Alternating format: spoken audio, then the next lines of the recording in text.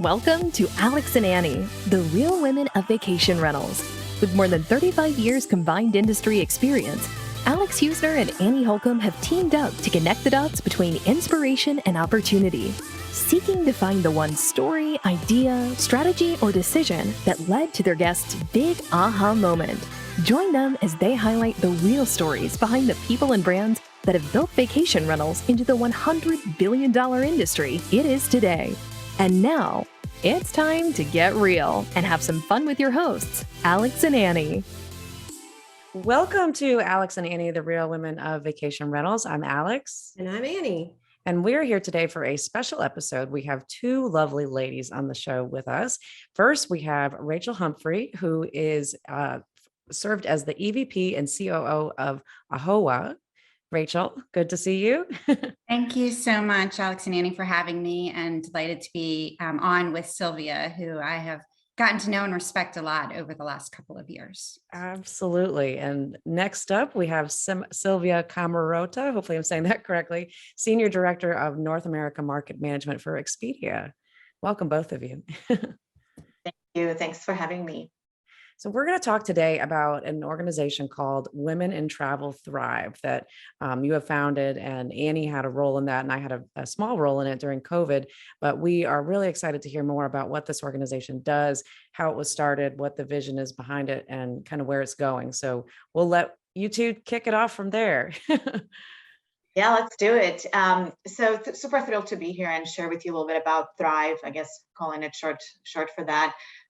So Thrive was born out of a necessity, that the pain I think that all of us felt during the initial kind of COVID pandemic year, particularly in 2020. So August 2020, I think we were really in the brunt of it. And the one statistic that stands out in my mind still is at that time, women were leaving the workforce at the rate of 4 times than men.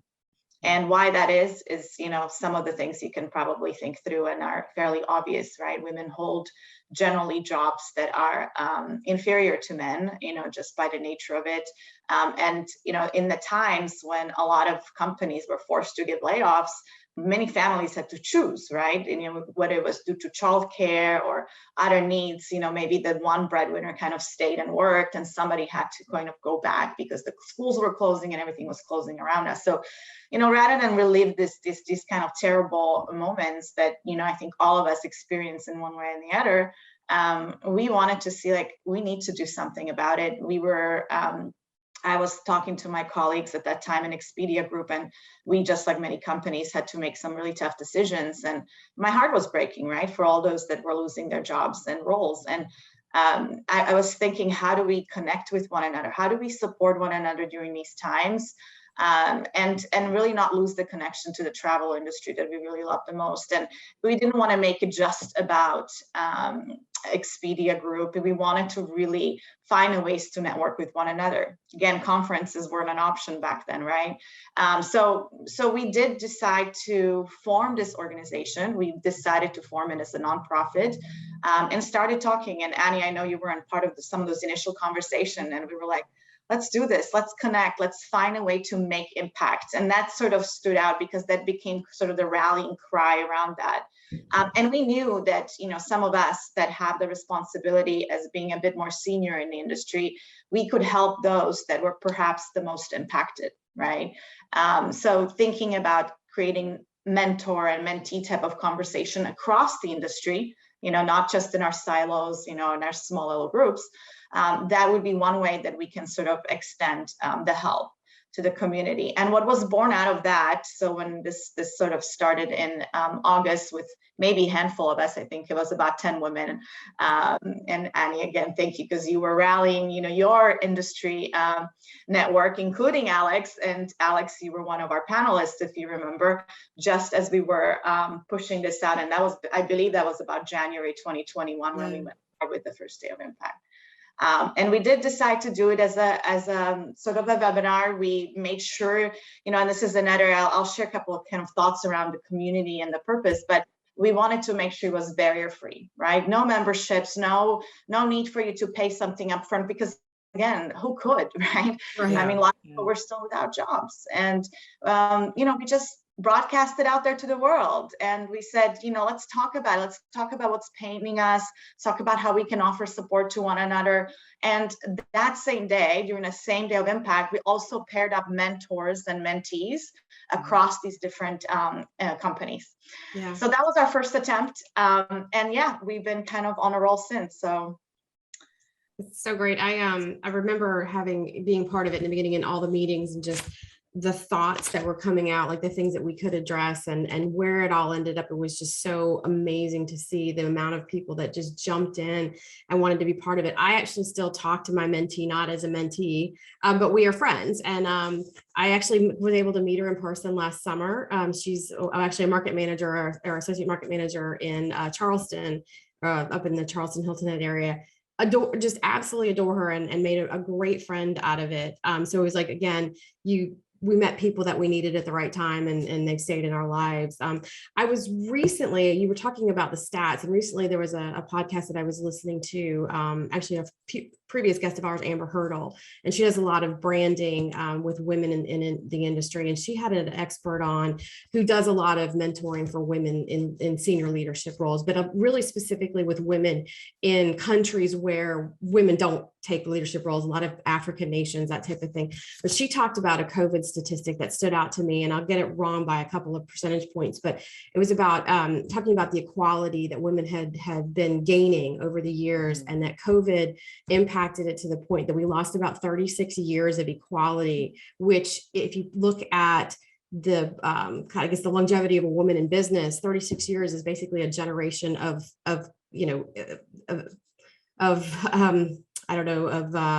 progress, I guess would be the best way to say it. And to think that a generation, that's a huge amount. Like that just means that what my mom worked for me to get when I started out in the early 90s, and for what we're doing for people that are coming up now, it's just, we've gone backwards. And so it's just, I think what Thrive is doing is trying to level that playing field and give women the tools, if I'm not mistaken, to try to overcome those inequities and make it better. yeah, I'm absolutely. probably, sorry, Silvia, I'm probably going to be off by a year or two, but I think that women represent the lowest percentage of the labor force since 1988. So I think you're right. I think it's right in that time period. And every time you look at incremental progress, it takes so long to build up any of those percentages. And yet in a very short period of time, all of that work and all of that progress came tumbling down through no fault of anybody's, which is part of the problem. Right. Is, just incidental to the pandemic itself. Yeah. So why don't we talk? Oh, go ahead, Alex. I'm sorry. No, go ahead. I was going to say, why don't we talk about? So you did the original Day of Impact, and you matched the mentors and mentees, and then like the work didn't stop. You guys kept going, and I saw it a lot. And I was obviously kind of had a little bit of a front row seat in the beginning and had to step away, but watched everything that all the volunteers were doing, and just it became a passion project, I think, for everybody involved. So could you take us from like the first event to now? Like you just did another Day of Impact, and now you're actually global. You have, I think, a Mia Thrive or Hive, and then one in Asia, if I'm not mistaken? Yes. So thanks, Annie. And just to kind of close the point around how we've evolved, clearly we're in a much better place, thankfully, out there, and the world is reopening now. But I think what worries me, and where my chatter is again about how permanent was this loss, right, of some of these women, and are there women? And there was a statistics that was released last year that about 2 million women were just not returning back to the workforce, right? And that's big, that's impactful. And I know travel industry lost a lot of them where they just chose not to come back, right? They are maybe just caretakers at this point and are doing other things for themselves. So, evolving the organization, I think there was a need. We sort of kept thinking like, okay, we have something here and we want to keep it going. We were grateful with some sponsorships of some awesome organizations, again, across sort of the travel vertical. we were able to sustain ourselves without, again, imposing any kind of membership fees, etc. And where we started to think about evolving this, the narrative and the community, we're calling ourselves more of a community of different women and allies, by the way, is that we had, worked ourselves towards the next day of impact. So that was in 2021, and then obviously the one that just passed, right? So starting to kind of create the conversation that's relevant for today. So that's the way we were thinking about impacting many. But we also still wanted to retain sort of the value proposition of impacting women one-to-one.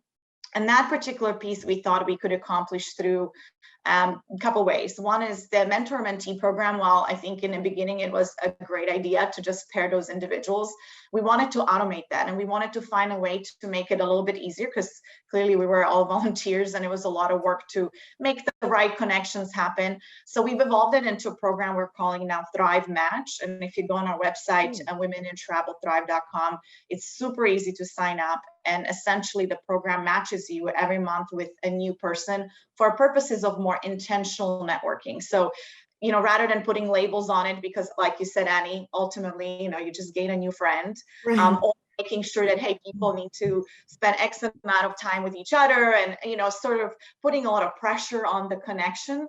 It's now just meant to be like, hey, you'll get an email in your inbox, like, here's your new friend, would you like to connect? And I actually made 3 or 4 different connections like that. There's some ghosting here and there, but that it's just been fun just to really connect with different people across the industry that are part of it.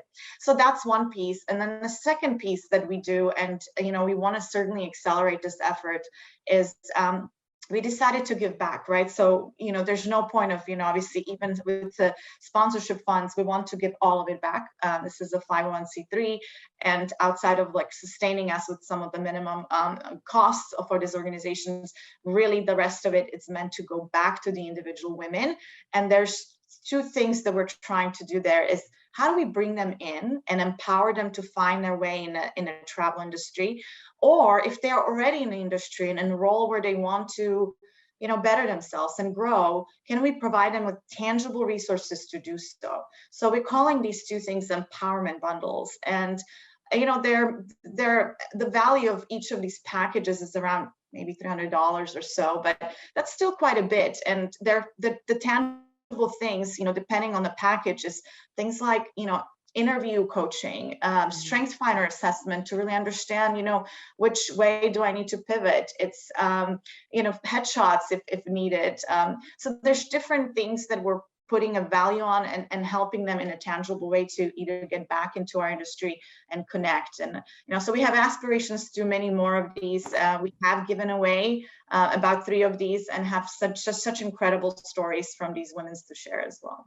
That's great. And I'm sure a lot of these women that participate have never worked in a company that's done anything like that for them, because in general, that's just not something that companies really, make available to you as an employee. So I'm sure that, the impact that's had on everybody who's participated has been significant. But on the mentorship part too, you touched on a good point that I like where it's going now and how you're choosing the mentors, because I think it can be an awkward thing when you're just paired with somebody that you don't know, and that there's not kind of like a mutual, like, I want to work with you, you want to work with me, because, in real life, if you're going to choose a mentor, it's probably somebody that you already are familiar with or know, and you want to see value that you're going to be able to give to that person too, that it's not just a one-way street. And I think, Annie, you said that that's not your mentee anymore. Well, she's always going to be, you're always going to be your mentor. She'll always be your mentee, but you become friends in the process, right? And I think a good mentor-mentee relationship, it goes both ways, that you both are learning from each other. You both do find a bond of, you are friends. Like you should like whoever you're mentoring or menteeing. So there should be some sort of affection there as friends, but it's great. I'm excited to hear more about it. And it's been a while since I've heard about it, since I was involved, during COVID. So just congratulations on the effort that you guys have put into this. Yeah. I think that one of the exciting things about the Thrive Match too is, if you think about the hospitality industry, it's a relationship business. Absolutely. It's a relationship industry. And great point. Whether it's through networking at events or belonging to organizations that you find like-minded people in, the match is a great opportunity just to build your network. And from that person meeting their network and continuing to build not everybody builds relationships in the same way. Not everybody likes to network in the Yeah. same way, depending on what your skills are. Mhm. And so every time you expand your network, even by one, you're opening so many opportunities, or you're looking to somebody else to see how they do things, or you have a new resource if you need resources. And so the Thrive Match really gives you an opportunity to continue to, I mean, as Thrive does as a whole, but to really Yeah. expand that network, which just pays dividends throughout your whole career, whichever decisions you decide to make. Yeah. So Rachel, how did you were you involved in the beginning? And I apologize, I don't recall your name being on it, but there were so many like amazing leaders from the very beginning. It was hard. It was kind of like Alex said, it's kind of overwhelming to be in the presence of just such great women leaders. Yeah, But when yeah. did you kind of get involved, and what are you doing with the organization now? Because you retired from your AAHOA role. So Yeah. I've actually it's a great question. Actually, I was not, so your memory does not fail you. okay. I've had really two different hats. During the pandemic, I was serving as the EVP and Chief Operating Officer for AAHOA. We're the largest hotel owners association in the world. And I saw a post on LinkedIn by a group called Women in Travel Thrive that I had not heard of before. And certainly AAHOA's belief was always, but every company's belief during the pandemic was stronger together. And so I reached out to Silvia and I said, hey, is there any way we could collaborate, some sort of barter or trade out? And I believe that AAHOA was Thrive's first partner, association partner. And we were able to provide marketing support. Jagruti Panwala, who was the first chairwoman of AAHOA in its 30-year history, was a guest, and really able to find ways to help amplify Thrive's message. You know, at the end of the day, we are all in this together, and anything we can do to help amplify one another's message and collaborate. So I had kind of that hat on. And then, as you mentioned, I retired in August, and trying to figure out how to do something that I felt passionately about, that suited my skills, and that I would provide value back. And I spent a couple of months disconnecting intentionally so that I would go into it with a clear head.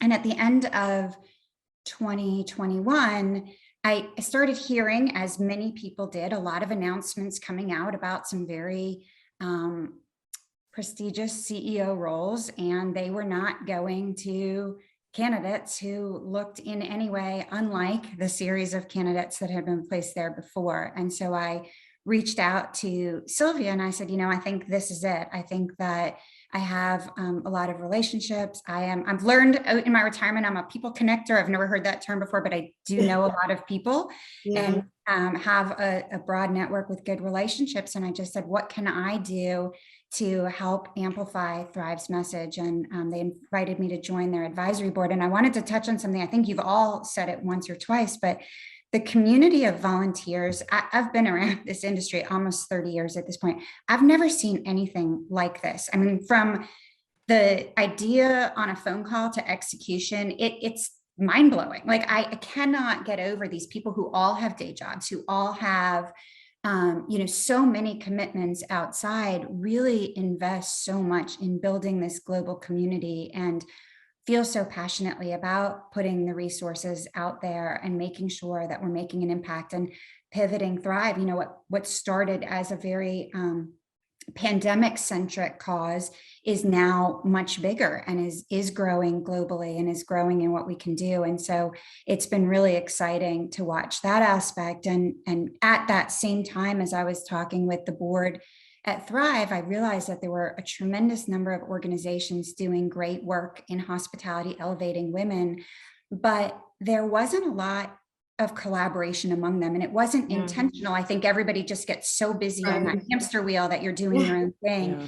And so I founded this Women in Hospitality Leadership Alliance to bring together the leaders of these great organizations to help each other. You're never going to be on opposite sides of anything, but to really help each other amplify messaging, to look at what each was doing, to make sure, you know, at this day and age, there's so much limitation on human resources, on capital resources, that if you can be more efficient and maybe look and see what lanes are well suited and where there's opportunity. Or, you know, we heard on one of the Alliance calls recently, someone was going to create something and someone's like, oh, I have that. We'll just share that with your group. There's no need to reinvent something we already have.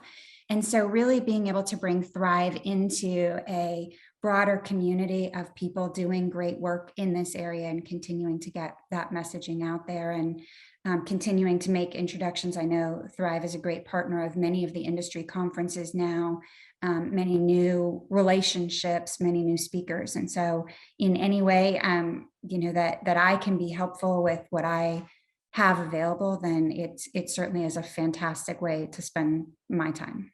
Yeah, what a great way to kind of pay it forward for all the experience that you've had. And I wanted to touch on something you said. Alex and I, within vacation rentals, there is a woman who's a very strong leader within our vertical. Her name is Amy Highnote, and she has she does a magazine, she has an online site, does a lot of small conferences, and she did her second women's conference last year in New Orleans, and she's going to do it every other year.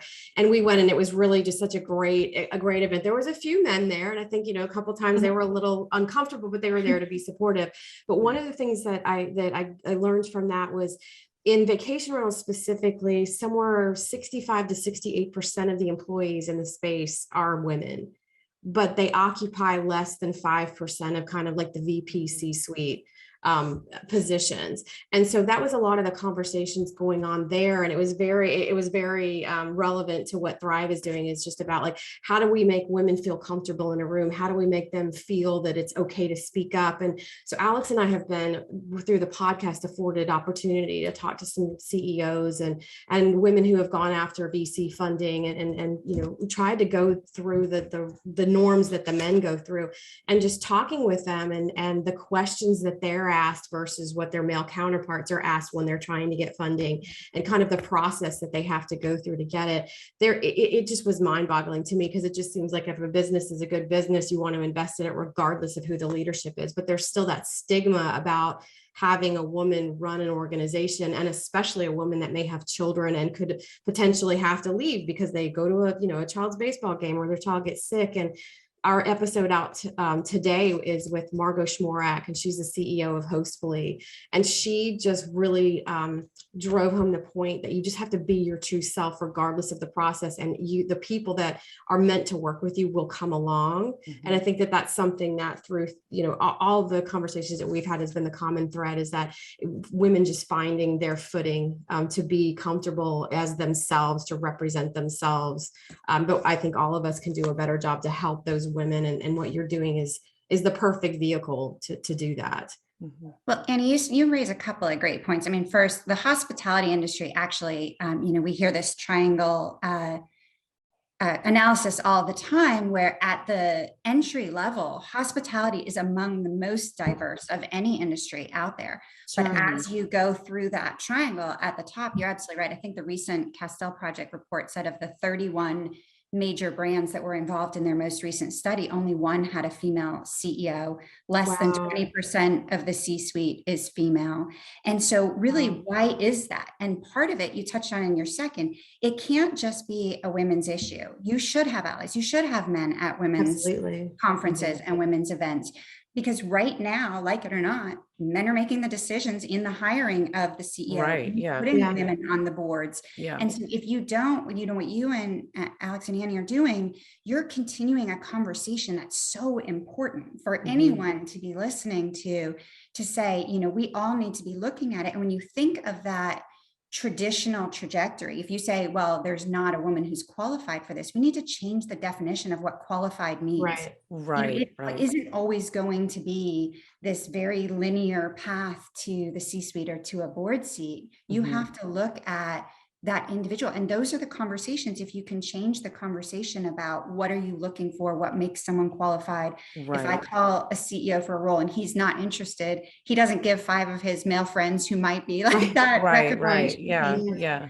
But on the venture capital, that's so interesting too. I remember a couple of years ago, I heard Kevin O'Leary speak from Shark Tank. Yeah. And he said, without a doubt, his most successful investments are all women-led entrepreneurs. Yeah, I've heard that. I've heard him say that too. Yeah. If that's the case, and we can see that happening, if you're looking at people like Tracy Prigmore with She Has a Deal, who's doing great work, if you're looking at some of these others, the problem is lenders and others only want to invest with less risky investments. And so they look at someone's portfolio, they look at someone's experience, they're only, again, looking at qualifications in a very narrow way. And so it's this catch-22 of you can't get the portfolio or the experience until you get the investors, but you can't get the investors until you get the experience in the portfolio. And again, that's part of that narrative that has to change. It's just going to continue being in that same cycle if people aren't willing to go in with fresh eyes and looking at who we're promoting, how we're investing, and other things. And I think that other point is empowering people to apply for jobs that they might not meet all the criteria. That's one thing that we've definitely heard on our show. And we've talked to some of these women tech CEOs and founders that they've said that's like the most important thing that they try and stress is that you might not check all those boxes, but that's okay. That doesn't mean you shouldn't apply for it. And you think about it, it's like, it makes sense. I understand why people don't, because it's like, you could look at a job description and think I can do some of that, but part of it, which is probably could be critical, I'm not familiar, and they might just completely dismiss me. But I think that has to just be more embraced, that go ahead and try. What's the worst they can say? No. But put yourself out there, and you'd be surprised, because you might not need to check all the boxes, and you could still be a huge asset to the company, that you're going to bring something different than they didn't even know. They didn't even have those boxes. Right. And I shared with Silvia after Alice this year, I had an opportunity to talk to several recruiters that place high-level C-suite positions in hospitality. And I said, tell me, what am I missing? Like what, looking at what happened last year, if it wasn't going to be 2021, when is it going to happen? And one of the things that they commented, which I found shocking, was how many women self-select out of opportunities. And so they said, I call a female for a role and she says, oh, I'm not qualified. And her response to me was very interesting. She said, Rachel, I'm really good at my job. I'm not calling her if she's not qualified. She may not check every box, but now I know she probably isn't qualified because she doesn't know that I know what I'm doing in this placement. And so not just not applying, but not opting out of things out of fear, or I don't check all the boxes. Advocating for ourselves is such a hugely important factor. If you want to speak at conferences, you have to say it out loud. If you want an opportunity for a role, you can't assume that somebody knows that you want that. And I think that's one of the great things about Thrive is giving these resources, not just in the form of the empowerment bundles and other things which are going to help them grow, but in putting people out in front of them. Day of Impact people, Alex, when you spoke, when others did this year, to hear other women tell them it's okay to advocate for yourself. It may be uncomfortable. I'm terrible at it. But in order to, we all need to take a role in empowering ourselves to continue to elevate. I think, Alex, you're absolutely right. We have to have some responsibility in that growth as well. And the growth mindset, right? I mean, just knowing that you might not know all the things, but you can also learn them, and you can train for skill, but not for will. We always say that on the show, and that theme comes up a lot, because I think that's really important. But it's funny too, when I did the event back in January of 2020, that was the first time I ever did anything even remotely close to that, like a live webinar. I mean, Zooms weren't even really a thing back then, I really had never done anything to that extent. And I remember being so nervous about it, but it's like, you do the first one and then you do a couple more. And then it's like, now we're live on stage hosting conferences. It's crazy. I would have never thought, but so a lot to thank you guys for pushing me to try it that first time. I am so incredibly impressed by the way, what you both have created as well. I think this is, again, we want to make sure we amplify your message as well. And what you're doing in that vertical of this travel industry of vacation rentals, that's just incredibly impactful and growing and booming. So, definitely count on us for kind of this continued collaboration, but just adding 2 more cents to some of the themes that were mentioned. Allyship was immediately the next theme of our Day of Impact the year after. And we actually had a panel only of men talking about this topic. And we had some pretty impressive men out there. We had Ankur Randev with Highgate. We had Alexandra Alb with Oracle, Richard Walt with Muse, some technology companies, leaders. And they were just, it was nice to really see them being vulnerable and just a bit uncomfortable, but at the same time, really encouraging and, having, I think, the audience kind of hear them, like to all of your points. It's like, we have to have this conversation together to make the change and make an impact. And then kind of continuing this conversation this year with just some incredible vulnerability of women that are in really high positions that are saying things like, look, I had to, I had to go through some struggles. And so because everyone sort of can identify with that, at one point in their life. Yeah, I saw a post the other day. Someone shared on LinkedIn and it said, be the person that you needed when you were now for, when what you needed when you were starting out. And that was one thing that Alex and I, when we first started this, we both were very fortunate in that we had some really strong male mentors, but we had women in our lives, but they had come out, were born out of the era of, they had to struggle so hard that some of them were in the mindset of like, well, you need to struggle as hard as I did. I'm not going to give you a hand to help you up. And so just again, talking with the guests that we have and that women's conference and then everything that Thrive is doing, I think the one thing for myself and Alex that we personally talk about all the time is that it's stepping outside that where your comfort zone is and getting really, really uncomfortable is where all your growth happens. And it's that lean into that. And the moment you feel uncomfortable, that's when you're doing the right thing. And it could be, it might not pan out to be something big, but for us, it's opened up all these doors to meet people, to be part of things. And so for us, again, being part of, the message of Thrive is just so important because we are all one large community and travel is such a passionate industry, no matter which part of the equation that you're in. I mean, I meet people in airlines and they're just as passionate as the people that are in vacation rentals and hotels. And we all just are one giant family. And if we can just kind of open more doors for each other to have more deeper conversations, there's no telling where we could take the industry as a whole. Yeah, totally agree. And I think once you push yourself past those boundaries, that's when you also shift to now you want to feel meaning from being able to help other people. Yeah. And I know that's kind of how I felt in the last couple of years of, pushing myself, and, this Thrive is a perfect example of that. And I think our podcast is too. So it's evolution for all of us in our journeys. Alex, that's interesting though, because it's evolution for us personally too. I spent the first 20 years of my career as a trial attorney, and I never wanted to be a female trial attorney. I wanted to be the best trial attorney I could be. When I got into hospitality, I really wasn't thinking about it as a female in hospitality, or even when I was a COO or CEO as a female in the C-suite. But hospitality is very different. And it is this idea of women empowering women and realizing how impactful it is for others to see those roles. And, whether I have two daughters, whether I'm trying to inspire my daughters or whether I want the next generation to feel that those are their opportunities. I think each of us, when you talk about women who said, well, I want you to experience the struggles and not, I definitely didn't have that mindset, but it took me a while to realize how important this role could be. It's hard for each of us, Alex, when you talk about not checking every box, we also don't say, oh, I'm an inspiration, or others look up to me, or I can lead by example, because we won't necessarily, this imposter syndrome or whatever it is, don't see ourselves that way. That's so I true. think, Annie, the evolution that you talk about has a lot to do with our own personal evolution too, of seeing how we are women empowering women. And it doesn't mean we don't need male allies. Some of probably my greatest supporters of my career have been men, but there is a different dynamic now of bringing together all of these women to share and to elevate and to build relationships and networks and connect an opportunity.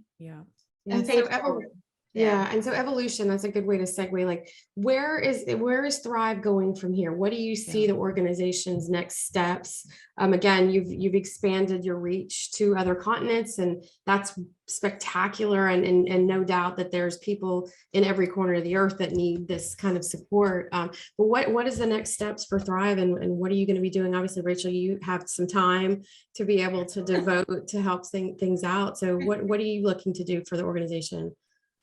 Well, I think that Silvia certainly will be the best speaker to that. But I think, continuing to find the right partners, continuing to reach the end audience, expanding our reach, because really you put the resources out there, but you want people to know that they're out there. You put the empowerment bundles, you have them available, but you want people to know that you have them available. I think the global community is amazing, and watching that continue to grow.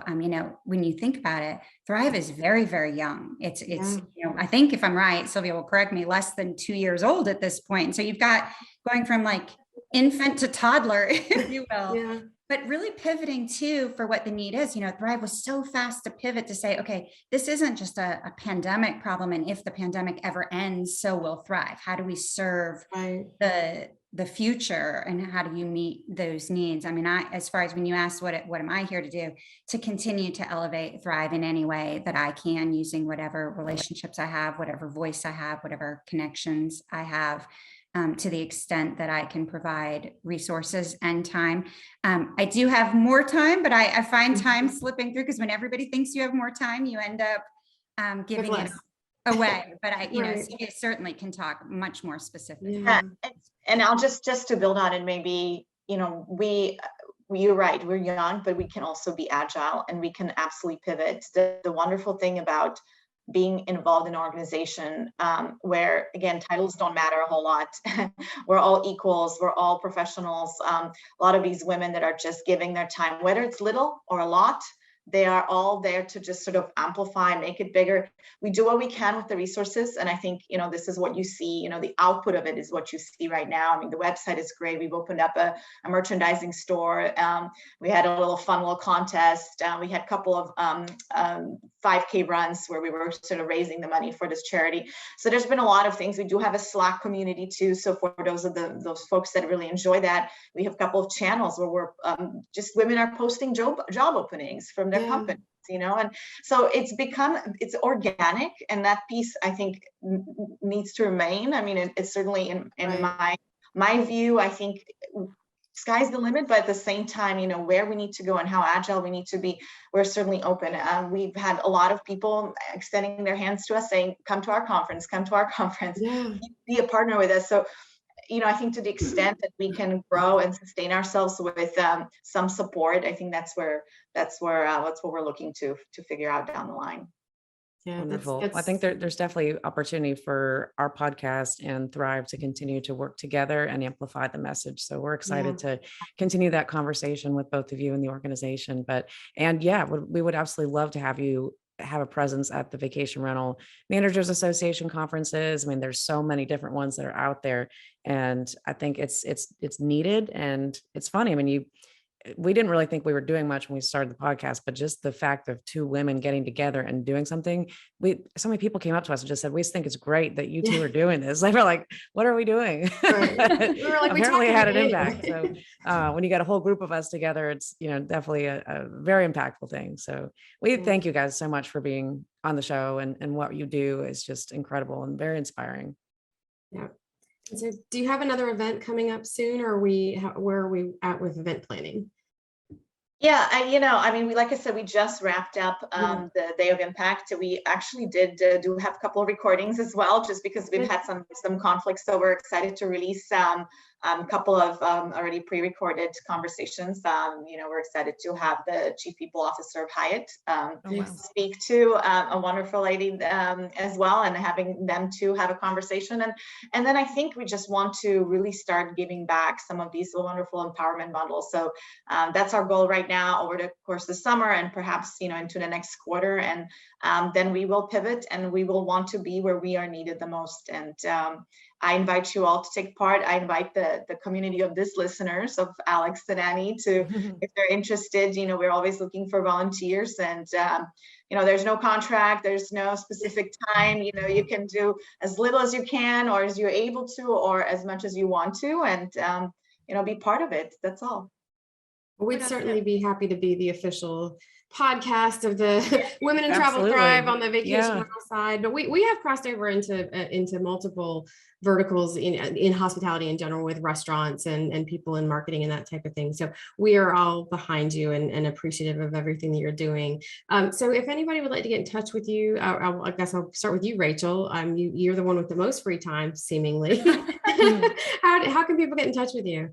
Well, before how to get in touch with me, I would definitely encourage everyone to follow Women in Travel Thrive on LinkedIn, and also to sign up for our newsletter on the website. I think there's so much information out there, and make it readily accessible to everybody. And the easiest way, honestly, to get in touch with me is through LinkedIn now. And so I haven't searched how many Rachel Humphreys there are, but here I am. And We'll include a link to your Yeah, we'll page have your- too in our show notes, Yeah. just in case. Yeah. Just in case. And, you know, just encouraging everybody to get involved in whatever capacity that they can. If it's reading the newsletter and seeing what's going on, if it's following on LinkedIn, posting, sharing their own stories. You know, we like to communicate other people's stories. If people have an interest in speaking, if we can help other women like Alex get a start to get over Yeah, that first absolutely, one, right? look where it's taken you. That's amazing. Great success Yeah, story. if you're interested in something like that, then, I mean, to hear you tell that inspires me right away. I mean, just to hear that through an opportunity with Thrive to speak on a panel and look at what you're doing now and what you and Annie are doing is so important for the industry. And I would just add, not to embarrass you, but watching how you two support each other on social media. I'm only on LinkedIn because I'm 1,000 years old, so I can't speak if you're on other channels. But just even seeing women supporting other women and seeing a support system of people who are building you up and who, you know, have your back and who want to grow with you, that is a remarkable thing. And I'm grateful that this broader industry has you two in it to be able to continue, just to lead by example in that way. That's a really special thing to see. That's thank you very much. That means very much to us. And we're amazed sometimes too at just the responses and the support that people have given us is just make me cry. But thank you. We appreciate that. Yeah. I appreciate it.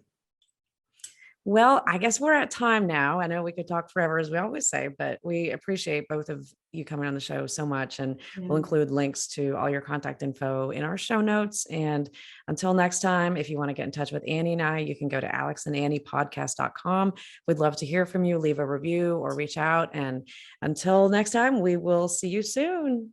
Bye. Thanks, everybody. Bye. Thank you. Thank you.